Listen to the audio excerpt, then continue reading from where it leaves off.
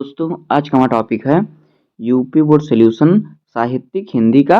देखिए निबंध हमारा क्या है, राष्ट्रीय एकता पर निबंध हमें लिखना है। राष्ट्रीय एकता, तो देखिए इसके शीर्षक क्या क्या है। अनुशीर्षक, अनुशीर्षक का मतलब होता है कि और किस नाम से आपको यह निबंध पूछ सकता है। देखिए एक तो गया राष्ट्रीय एकता, उसके बाद कैसे पूछ सकता है, राष्ट्रीय एकता के लिए आवश्यक उपाय, राष्ट्रीय एकता की आवश्यकता, राष्ट्रीय एकीकरण और उसके मार्ग की बाधाएं, राष्ट्रीय एकता के पोषक तत्व, राष्ट्रीय अखंडता आज की मांग, भारत की राष्ट्रीय एकता।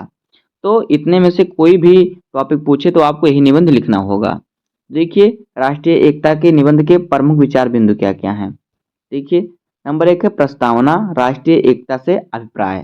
दूसरा है भारत में अनेकता के विविध रूप। तीसरा है राष्ट्रीय एकता का आधार।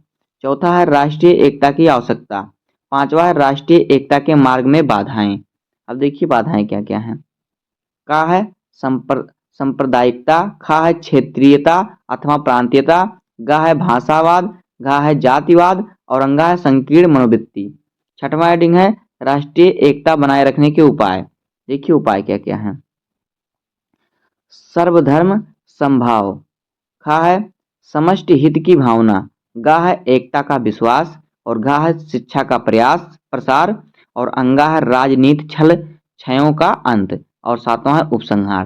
तो इन्हीं 7 हेडिंग पर हम राष्ट्रीय एकता पर निबंध को पूरा करेंगे। तो देखिए पहला हेडिंग हमारा क्या है, प्रस्तावना, राष्ट्रीय एकता से अभिप्राय। तो देखिए हमें इसमें क्या लिखना होगा, राष्ट्रीय एकता से अभिप्राय।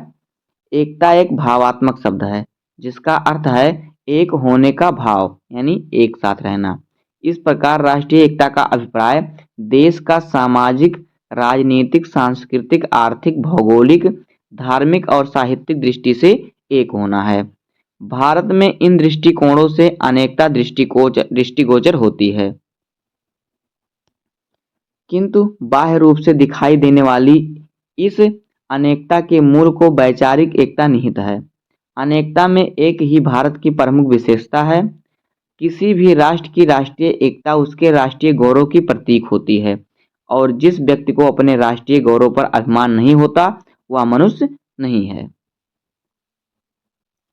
देखिए जिसको न निज गौरव तथा निज देश का अभिमान है वह नर नहीं नरपशु है, निरा और मृतक समान है। जिसको अपने देश पर अभिमान नहीं है, गौरव नहीं है, वह नर नहीं, वह मनुष्य नहीं, नर पशु है। और फिर वह क्या है, मृतक समान है, वह नर पशु की तरह मृतक समान है। अगला आइटम देखिए हमारा क्या है, भारत में अनेकता के विविध रूप। तो देखिए भारत एक विशाल देश है, उसमें अनेकता होनी चाहिए, अनेकता होनी स्वाभाविक ही है। धर्म के क्षेत्र में हिंदू, मुसलमान, सिख, ईसाई, जैन, बौद्ध, पारसी आदि विभिन्न धर्मावलंबी यहाँ निवास करते हैं। इतना ही नहीं, एक एक धर्म में भी कई अवान्तर भेद हैं। जैसे हिंदू के अंतर्गत वैष्णव, शैव, शाक्त आदि। वैष्णव में भी राम पूजक, कृष्ण पूजक, इसी प्रकार अन्य धर्मों में भी अनेकानेक अवान्तर भेद हैं। सामाजिक दृष्टि से विभिन्न जातियां, उपजातियां, गोत्र, प्रवर आदि विविधता के सूचक हैं। सांस्कृतिक दृष्टि से खान पान, रहन सहन, वेशभूषा, पूजा पाठ आदि की भिन्नता अनेकता की द्योतक है। राजनीतिक क्षेत्र में समाजवाद, साम्यवाद, मार्क्सवाद, गांधीवाद आदि अनेक वाद राजनीतिक विचार भिन्नता का संकेत करते हैं। साहित्यिक दृष्टि से भारत की प्राचीन और नवीन भाषाओं में रचित साहित्य की भिन्न भिन्न शैलियाँ विविधता की सूचक हैं। आर्थिक दृष्टि से पूंजीवाद, समाजवाद, साम्यवाद आदि विचारधाराएं भिन्नता दर्शाती हैं। आगे देखिए, इसी प्रकार भारत की प्राकृतिक शोभा, भौगोलिक स्थिति, ऋतु परिवर्तन आदि में भी पर्याप्त भिन्नता दृष्टिगोचर होती है। इतनी विविधताओं के होते हुए भी भारत अत्यंत प्राचीन काल में एकता के सूत्र में बंधा रहा है। राष्ट्र की एकता, अखंडता एवं सार्वभौमिक सत्ता बनाए रखने के लिए राष्ट्रीयता की भावना का उदय होना परम आवश्यक है। यही वह भावना है जिसके कारण राष्ट्र के नागरिक राष्ट्र के सम्मान, गौरव और हितों का चिंतन करते हैं। अगला हेडिंग देखिए क्या है, राष्ट्रीय एकता का आधार। हमारे देश की एकता के आधार दर्शन और साहित्य हैं। ये सभी प्रकार के भिन्नताओं और असमानताओं को समाप्त करने वाले हैं। भारतीय दर्शन सर्व समन्वय की भावना का पोषक है। यह किसी एक भाषा में नहीं लिखा गया है, अपितु यह देश की विभिन्न भाषाओं में लिखा गया है। इसी प्रकार हमारे देश का साहित्य भी विभिन्न क्षेत्र के निवासियों द्वारा लिखे जाने के बावजूद क्षेत्रवादिता या प्रांतीयता के भावों को उत्पन्न नहीं करता, वरन सबके लिए भाईचारे, मेल मिलाप और सद्भाव का संदेश देता हुआ देशभक्ति के भावों को जगाता है। अब देखिए अगला हेडिंग है राष्ट्रीय एकता की आवश्यकता। राष्ट्र की आंतरिक शांति, सुव्यवस्था और बाह्य सुरक्षा की दृष्टि से राष्ट्रीय एकता परम आवश्यक है। भारत के संतों ने तो प्रारंभ से ही मनुष्य के बीच कोई अंतर नहीं माना। वह तो संपूर्ण मनुष्य जाति को एक सूत्र में बांधने के पक्षधर रहे हैं। नानक का कथन, देखिए नानक का कथन क्या है।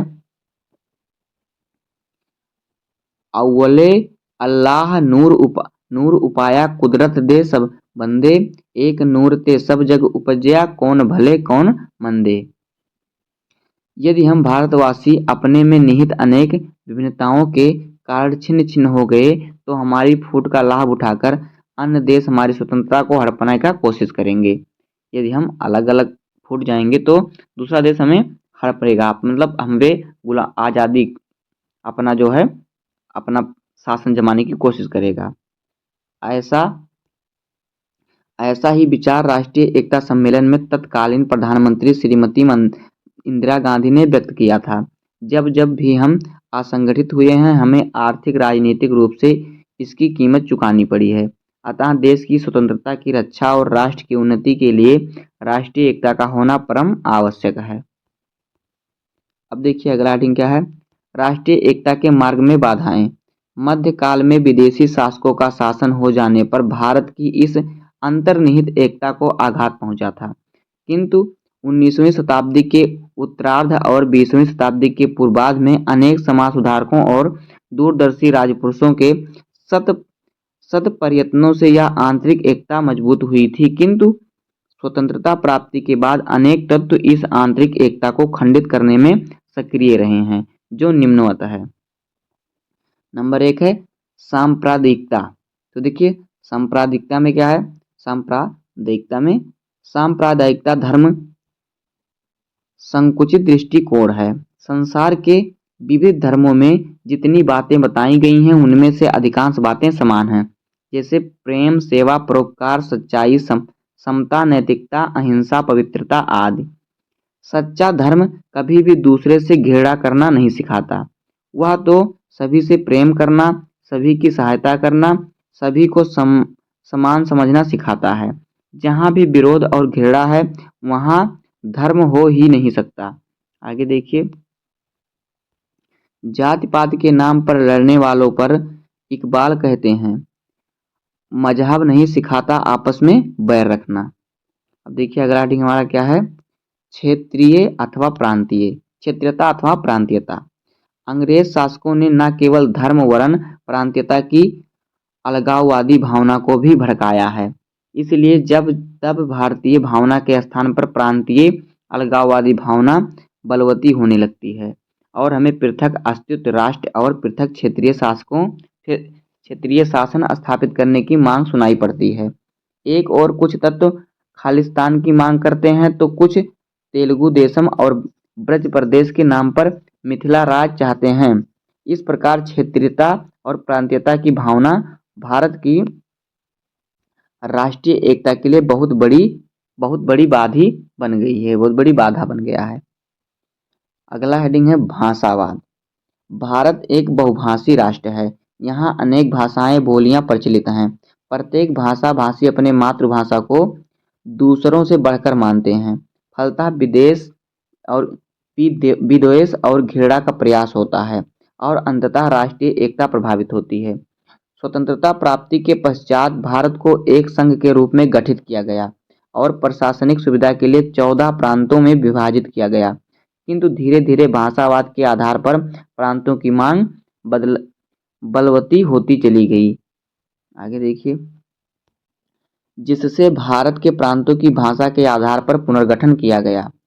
तदुपरांत कुछ समय तो शांति रही, लेकिन शीघ्र ही अनेक द्विभाषी बोली बोलने वाले व्यक्तियों ने अपनी विभाषा और बोली के आधार पर अनेक आंदोलन किए, जिससे राष्ट्रीय एकता की भावना को धक्का पहुंचा। अब देखिए अगला हेडिंग हमारा जातिवाद। मध्यकाल में भारत के जातिवाद स्वरूप में जो कट्टरता आई थी, उसमें अन्य जातियों के प्रति घृणा और विद्वेष की भावना विकसित कर दिया था। पूरा काल की कर्म पर आधारित वर्ण व्यवस्था ने जन्म पर आधारित कट्टर जाति प्रथा का रूप ले लिया और प्रत्येक जाति अपने को दूसरी से ऊंची मानने लगी। इस तरह जातिवाद ने भी भारत की एकता को बुरी तरह प्रभावित किया।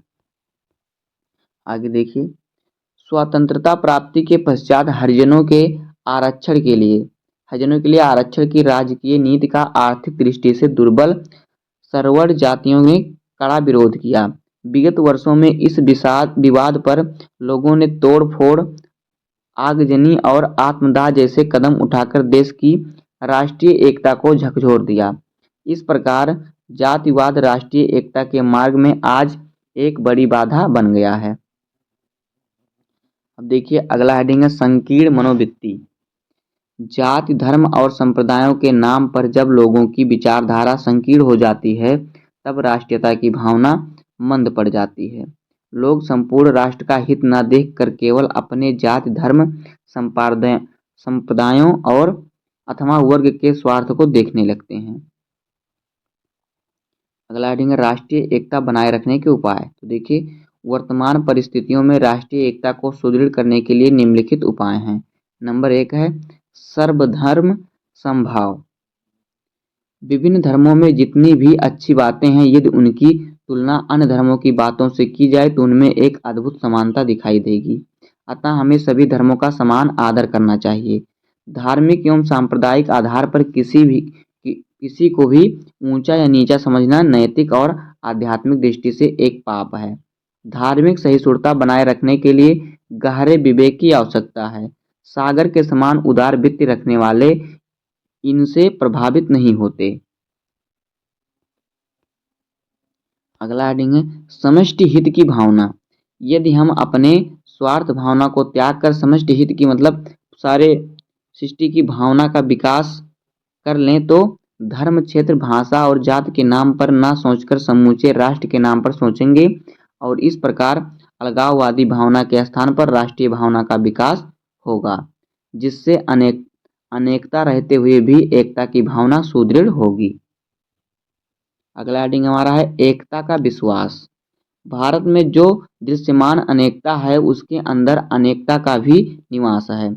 इस बात का प्रचार ढंग से किया जाए जिससे कि सभी नागरिकों को अंतर्निहित एकता का विश्वास हो सके।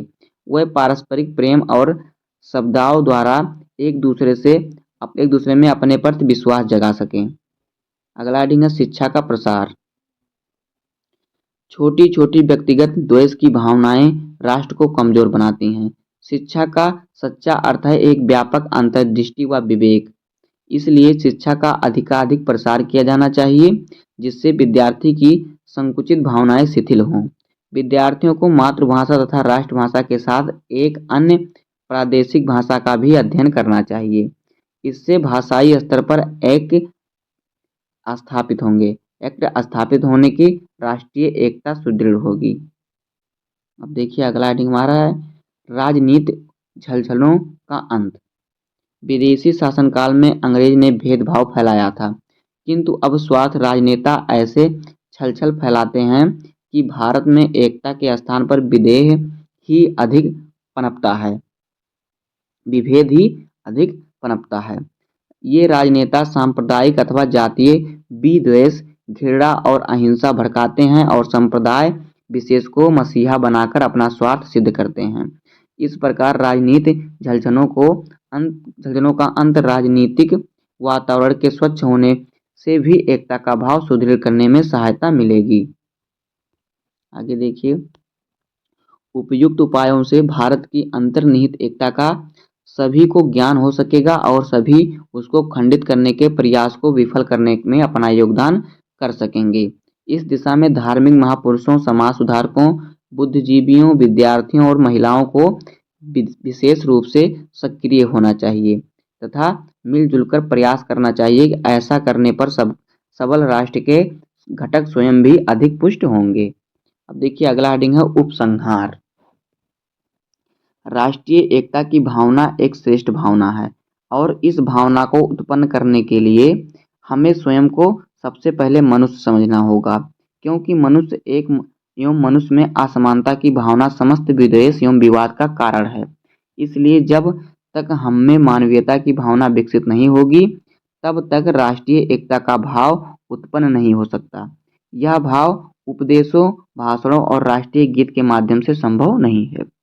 दोस्तों इस प्रकार से हो जाएगा राष्ट्रीय एकता पर निबंध। उम्मीद है कि आपको वीडियो पसंद आया होगा। अगर आपको वीडियो पसंद आया हो तो वीडियो को लाइक कर दीजिएगा, चैनल पर नए सब्सक्राइब कर दीजिए, बेल आइकन को प्रेस कर दीजिए, क्योंकि बोर्ड एग्जाम के हर इंपॉर्टेंट टॉपिक का वीडियो आपको चैनल पर मिलता रहेगा। तो मिलते हैं किसी नेक्स्ट वीडियो में, तब तक के लिए धन्यवाद। जय हिंद।